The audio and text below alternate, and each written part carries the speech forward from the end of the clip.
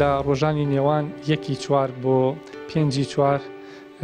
5/4 2018 لە وڵاتی مەسر لە مەدینەی زوێل بۆ علوم و تەکنەلۆجیا زانکۆمان بە نوێنەرایەتی بەندە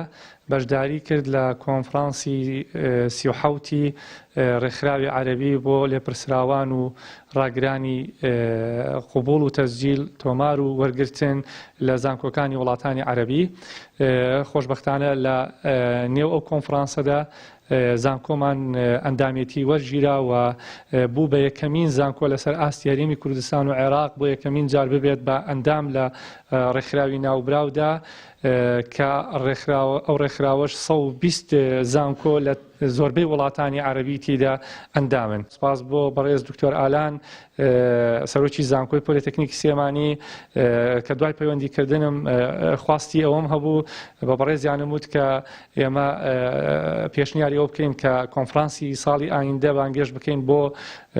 زانکۆی پۆلتێکنیکی سێمانی بەندە خۆم پاڵاوت بۆ سەرۆکایەتی رێكخراوەکە بۆ یەکەمین جار عێراقیەک و کەسێک لە هەرێمی کوردستان و خودی کوردێکیش بتوانێت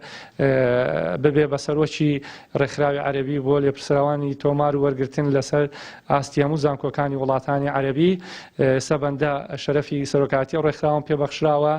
و خۆشبەختانە زانکۆمان شەرەفی ئەنجامدانی کۆنفرانسی ژمارە 38ی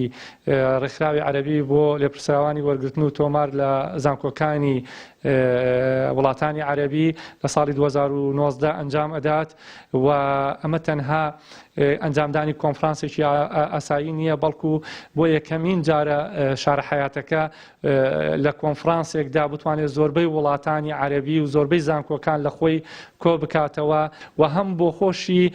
ئەو کۆنفرانسە جگەلەوەی کە ناساندری پایتەختی ڕۆشنبیری و زانکۆمانە بە زانکۆکانی وڵاتانی عەرەبی لە هەمان کاتیشدا هێنانی ئەو هەموو ڕێژە زۆرە لە ئاکادیمیست و لە خاوەن بڕیارەکانی ناو زانکۆکانی وڵاتانی عەرەبی بوژانەوەیەک بە زانکۆمان و بە زانکۆکانی ناو شاری سێمانی و بە لایەنی ئابووری ناو شاری سێمانی ئەگەینێ کە ئێمەش بێگومان چالاکیەکانمان لە 5 ڕۆژدا ئەبێت لە ساڵی ئایندە. ئومێد دەکەم بتوانین سەرکەوتوو بین بە پشتیوانی بەرپرسانی ناو زانکۆمان و بێگومان دوای ڕەزامەندی وەزارەتی خوێندنی باڵا ئومێد دەکەم بتوانین کۆنفرانسێک ئەنجام بدەین لە ساڵی ئایندە مایەی سەربەرزی هەرێمی کوردستان و زانکۆمان بێ و بتوانین ئەو نوێنەرایەتیە بە باشی جێبەجێ بکەین و کارێکی وا بکەین کە زانکۆکەمان بەرەو زیاتر بەرەو نێودەوڵەتی بەرین و کاری بە نێودەوڵەتی بوون زیاتر ئەنجام بدەین.